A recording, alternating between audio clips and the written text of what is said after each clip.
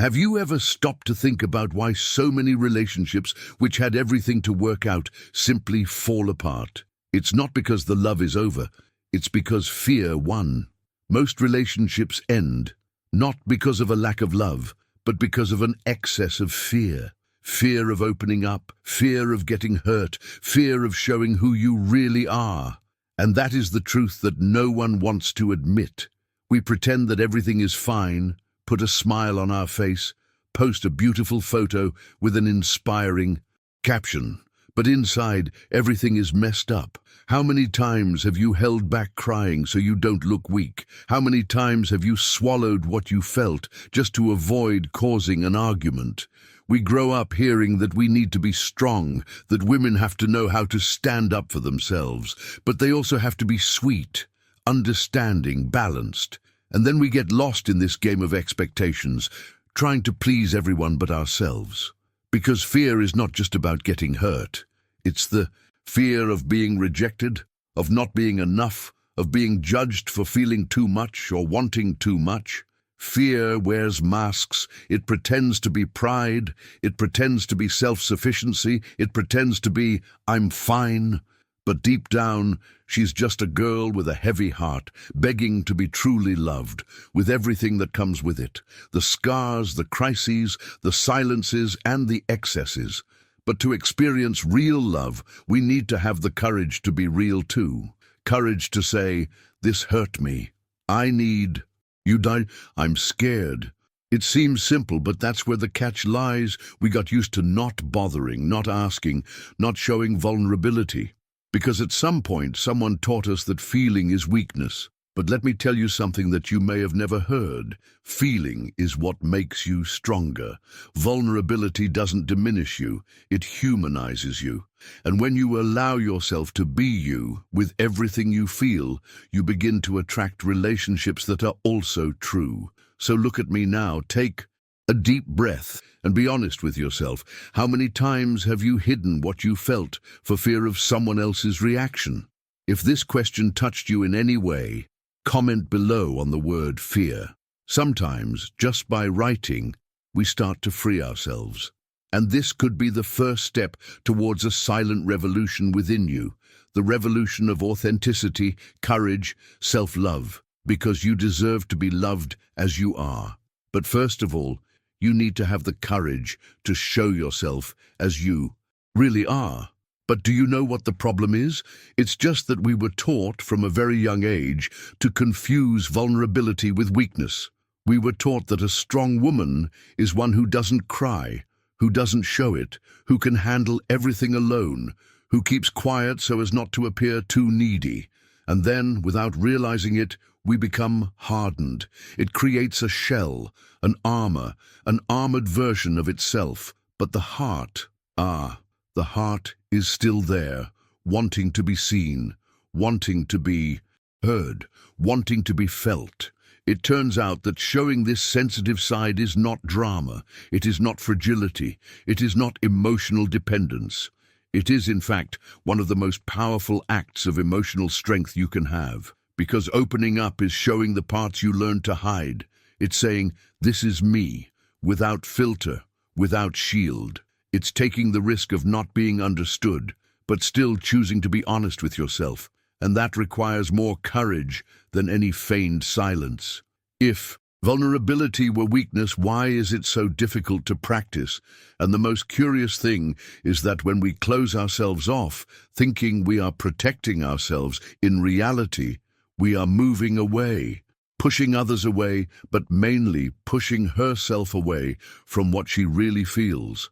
Because there is a huge difference between being vulnerable and being dependent, between expressing yourself truthfully and making drama to get attention. Vulnerability is not throwing yourself on the ground waiting for someone else to save you. It's recognizing your emotions, validating them, and having the courage to share them consciously. It's looking inside and understanding that feeling fear, sadness, insecurity, or loneliness doesn't make you smaller. On the contrary, it makes you human. And if you feel all of this, congratulations. You are alive, present, whole. But I know We are terrified of being seen as weak. We want to maintain control. We want to give the image of someone who has everything figured out. But, my friend, this is tiring. It's too tiring to pretend to be strong when all you want is a hug. So allow yourself, not because you are weak, but precisely because you are strong enough to truly show yourself. I've seen incredible women cancel themselves out for fear of appearing too intense. I've seen giant hearts remain silent for fear of being labeled complicated, and that's why I'm here now telling you to be vulnerable is to be brave. It's having the chest to undress yourself. Emotionally, even when the world tells you to dress in indifference. It's having the courage to say, "This hurts me," when everything around you tells you to swallow your tears. It's choosing to love deeply, even in fear of rejection. And I know it won't always be easy. Sometimes opening up will hurt, it will be embarrassing, it will look like you're exposing yourself too much, but even so it will be worth it, because every time you truly show yourself, you get closer to your essence. And the closer you are to who you really are, the lighter your journey will be. So tell me, have you ever felt that opening up was more courageous than closing yourself off? If yes, comment below the word strength. Sometimes we just need that little validation to remember that feeling deeply is actually our superpower. There's something that no one likes to admit, but that everyone feels deep down. Love is taking risks. There is no true love without the risk of rejection, abandonment, disappointment. Love is opening your chest, knowing that it can be broken. It's trusting someone, even though you have scars from when trusting hurt too much. It's looking into another person's eyes and saying, "I'm here," even without knowing if they'll stay.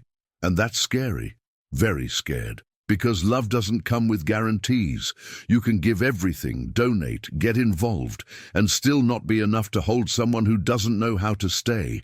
But there is also another risk, that of not experiencing anything, of spending your whole life protecting yourself, hiding behind excuses, walking away before you even try. You can live protected, but empty, or you can open up to others and perhaps experience something you never imagined, because it is in risk that possibility lies. And it is only by allowing yourself to truly feel that you will know what a love that transforms you is. I know we get tired of giving and not receiving, tired of creating expectations and losing hope, tired of thinking that now you will, and seeing everything falling apart again. So over time, we close in on ourselves. He puts up barriers, creates rules, plays coolly. We say we're fine alone, that it's better this way, that the problem is that others don't know how to love. And maybe it is, but deep down we know that there is a heart inside that still wants to feel, still wants to experience something beautiful, still believes that there is someone capable of staying. The problem is that the more we protect ourselves, the less we allow ourselves. And the less we allow ourselves, the further away we become from what we really want. Love is a risk, yes, but so is living halfway. Because while you try to avoid pain, you also block out pleasure. While preventing falling, you also prevent flying. And I ask you, is it really worth living with insurance if insurance prevents you from living? There is a time when we need to make an emotional choice. Stop waiting for others to prove that they are worth it, and decide that you are worth it, that your love is worth the risk, that your delivery is valuable, that you can allow yourself, not out of naivety, but out of courage, because courage is not the absence of fear, it is continuing despite it. So, if you're tired of hiding behind an armor that only isolates you, if you want to live with more truth, more presence, more intensity, comment below the word "I allow myself," because saying that is a start, a beginning of healing, reconnection, emotional freedom. Sometimes all you need is to give yourself permission to try again. No guarantees, no script, no control, only with an open heart. Because at the end of the day, true love has never been about being certain. It was always about having courage. And maybe, just maybe, it's in this act of courage that you find everything you spent your life thinking didn't exist. There is something that almost no one talks about clearly, but that everyone has felt in some way, the true connection between two people is not born when everything is perfect, when the words are beautiful, or when the setting is ideal. Real connection is born in chaos, in silence, in the internal mess that we decide to show even when we're afraid. It is there, in raw delivery, in sincerity without makeup, that intimacy flourishes. It's not about impressing, it's about allowing yourself to be seen. The connection is born when I show my pain, and the other person doesn't leave. When I open up about an insecurity that embarrasses me, and someone on the other side just listens, no judgment, no rush to fix it, just being there. It is in this safe space, where the soul rests, and the heart recognizes itself in others, that the deepest bonds are born. We spend so much time trying to appear strong, interesting, confident, that we forget that what really brings people together is just the opposite, showing our imperfect, human, fragile side, and still being accepted. This emotional delivery is an act of trust. And trust is not built with pretty words, but with real presence. When you tell something you've kept for years and realize that the other person doesn't look away, when a tear falls and instead of moving away, the other comes closer. When you say, "I'm afraid I'm not enough," and instead of hearing a quick and empty answer, you feel a hand holding yours. It is in this type of delivery that the connection strengthens. And it's not just romantic love. This goes for friendships, for family, for any relationship that wants to be true, because everyone carries some pain, some doubt, some part that they avoid showing. But when two people have the courage to expose these parts to each other, an inexplicable strength is born between them, a strength that comes not from perfection, but from shared humanity, the kind of love that says, "I feel it too, I make mistakes too, I too am afraid. And that's okay."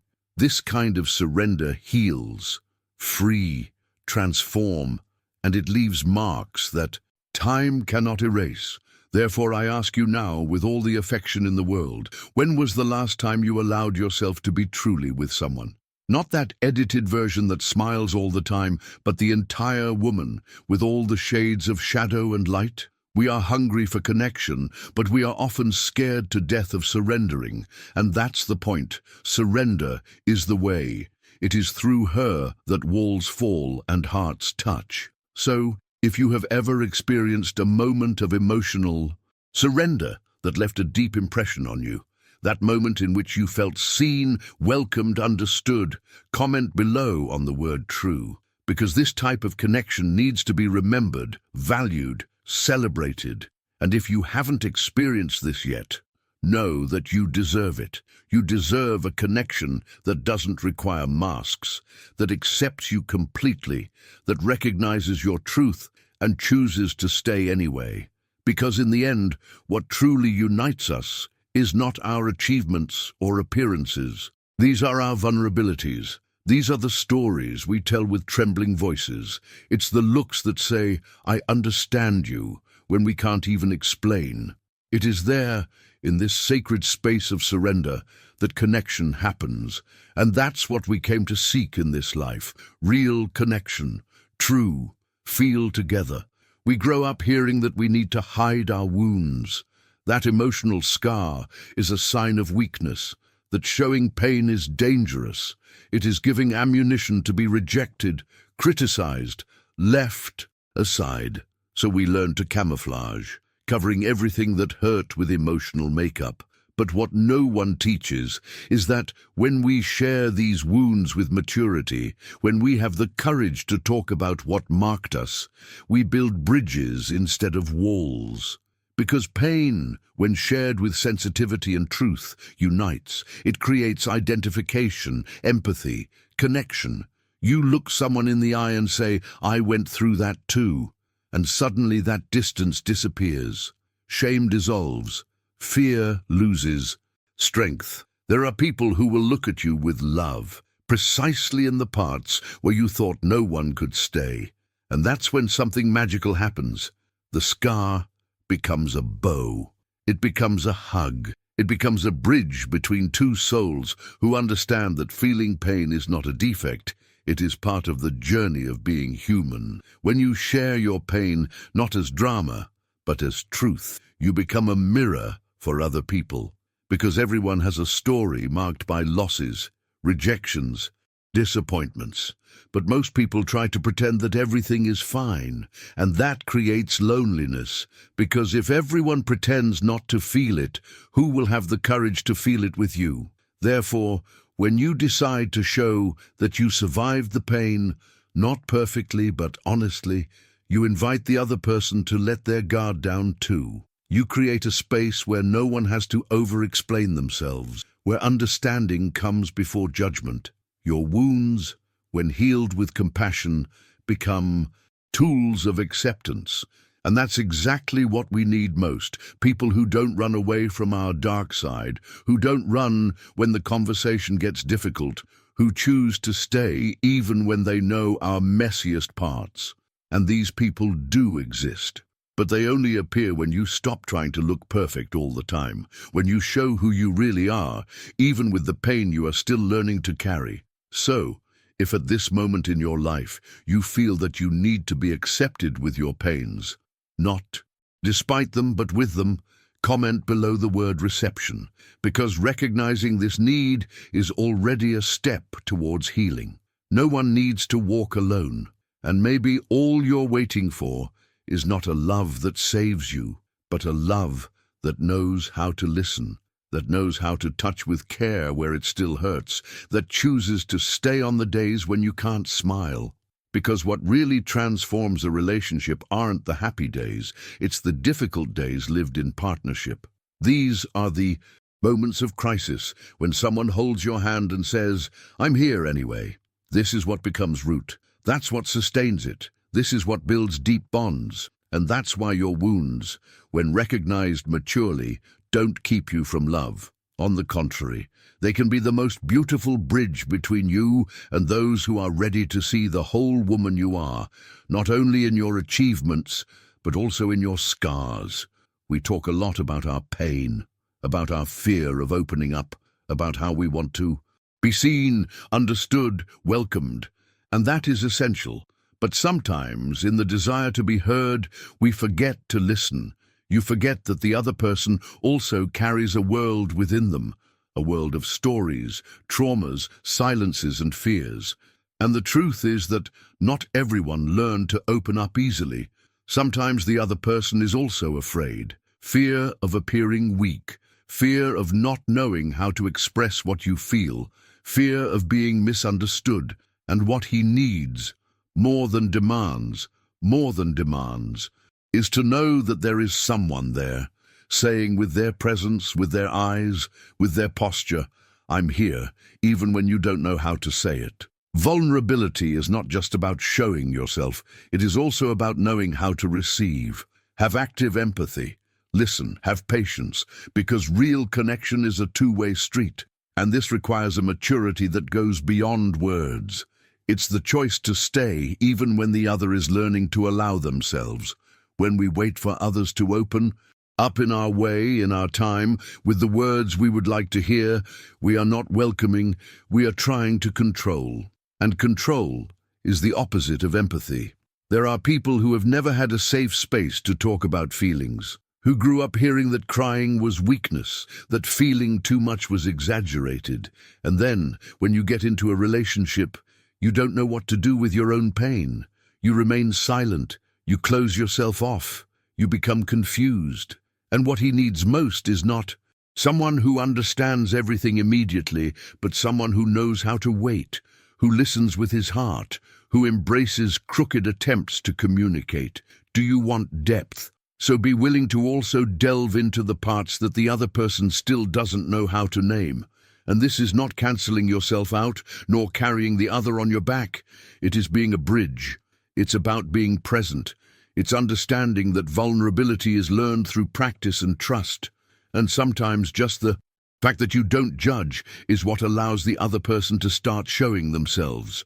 So, if you feel in your heart that you want to be this type of presence, a presence that welcomes, that doesn't rush, that understands silences as much as words, comment below on the sentence "I am here," because this, as simple as it may seem, has immense power. Someone who says, "I am here" with truth transforms someone else's life, heals old fears, rewrite stories, because all of us at some point just need this. Someone who chooses to stay, who chooses to listen, who chooses to see beyond the surface. That's what true love is. It's not about expecting perfection or quick answers. It's learning to deal with days when the other person isn't ready, without turning your back. It is knowing that empathy is not just feeling for the other, but feeling with the other. And in this space of mutual acceptance, something rare, profound, that cannot be bought or forced is born. A real connection is born. One that grows slowly but creates strong roots. The one that transforms, the one that stays. True connection doesn't happen magically. It does not arise just with chemistry, nor is it sustained only with good intentions. Connection truly is choice, daily choice. And this is something that we need to start to understand in more depth, because a lot of people believe that if it's meant to be, it will be easy, it will flow, it will happen naturally. But it's not quite like that. Maintaining a deep, emotional bond requires active presence. It requires listening, vulnerability, patience. It's looking at each other on good days, but also on confusing days, and still saying, "I choose to stay." It's waking up every day, and even with fear, even with wounds, even with doubts, deciding that it's worth trying, it's worth talking, clarifying, starting over, because real love is not the one that never fails. It is the one that, even when it fails, keeps trying. It is the love that remains, that adapts, that evolves, and that, as simple as it may seem, is rare. It is rare because it requires emotional maturity, and it requires courage, because yes, opening up can be scary, but living closed is much lonelier. Love is showing yourself and accepting others when they also show themselves. Love is, above all, a continuous act of choice. Choosing to connect isn't just about the grand gestures. Sometimes it's about listening carefully, even when the day has been busy. It's about sending a sincere message, asking how the other person is doing and really wanting to know. It's about saying, "I'm sorry" with a clear heart, or "I understand you" without having to agree with everything. It's about staying even when it would be easier to run away. Because everyone has difficult phases. Everyone goes through days when they don't know how to express how they feel. And it is at these times that true connection is put to the test. Because it's very easy to connect with someone in the brightness, in the excitement, in the lightness. But real intimacy is built even in moments of shadow, when one looks at the other and says, "I'm not going to give up on you." And this applies to both romantic relationships and friendships, family, any bond that really matters. Deep connection is like a plant that needs to be watered every day, not excessively, but consistently, with intention, with small gestures that say, "I see you. I choose to be here," even when it's difficult, even when silence weighs heavily, even when doubt hits. And perhaps, after everything we've said so far, the most important question is, do you choose to show yourself? Because that choice changes everything. It changes the way you relate, how you allow yourself to love, how you see yourself. If you are tired of shallow relationships, if you feel that the time has come to live something deeper, truer, more whole, comment below on the sentence, "I choose to show myself." Because declaring this is not just a sentence, it is a position, it is a step towards your truth. And sometimes it's this step that begins to heal years of emotional defense, of fear, of self-sabotage. When you choose to show yourself, you invite others to do the same. You become a mirror of courage, of authenticity, and love, when it is built on the basis of this mutual dedication, not only strengthens, it transforms. It teaches you to love better, live better, be more yourself. So, if this video touched your heart, make that conscious choice, because the way you experience love starts with the way you allow yourself to be seen, and that, woman, is one of the most powerful decisions you can make.